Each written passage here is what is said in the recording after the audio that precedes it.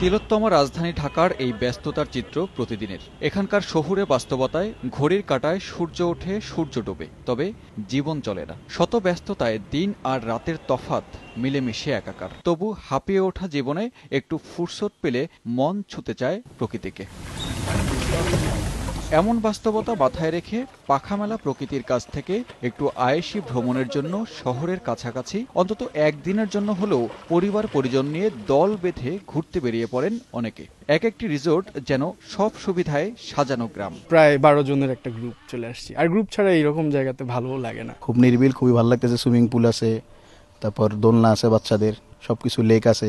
বিভিন্ন প্রাতিষ্ঠানিক অনুষ্ঠানের জন্য অনেক কোম্পানিও বেছে নেন এসব স্থান। ভালো কিছু কোম্পানি আছে, তো ওনারা আবার ওয়ার্কিং ডেজে খুব ভালো আমাদের এখানে বড় বড় প্রোগ্রামগুলো হয়ে থাকে। ঢাকা থেকে যেতে যে সময়টা লাগে, আসতে যে সময়টা লাগে, ওই সময়ের মধ্যে দেখা যায় এখানে এসে ঘুরে খেয়ে দিয়ে বেরিয়ে ঢাকা চলে যেতে পারে। বেসরকারিভাবে গড়ে ওঠা ভ্রমণ স্পট ও রিসোর্টগুলোর জন্য প্রয়োজনীয় সহযোগিতার আশ্বাস পর্যটন কর্পোরেশনের। প্রাইভেট সেক্টরগুলোকে এনকারেজ করা হচ্ছে, তারা যদি আগায় আসে আমরা তাদেরকে, তারা যে ধরনের সুযোগ সুবিধা চায় আমরা সেই সকল সুযোগ সুবিধা তাদেরকে প্রোভাইড করব। পর্যটন কর্পোরেশনের হিসেবে প্রতি বছর ৮০ লাখ স্থানীয় পর্যটক বিভিন্ন স্থানে ভ্রমণ করেন।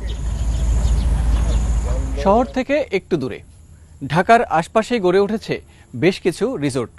আর এসব রিসোর্ট শুধুমাত্র ভ্রমণ পিয়াসীদের প্রকৃতির কাছাকাছি টানে তাই নয়, ভূমিকা রাখছে অভ্যন্তরীণ পর্যটন শিল্প। সানবীর রূপল, সময় সংবাদ, মুন্সিগঞ্জ।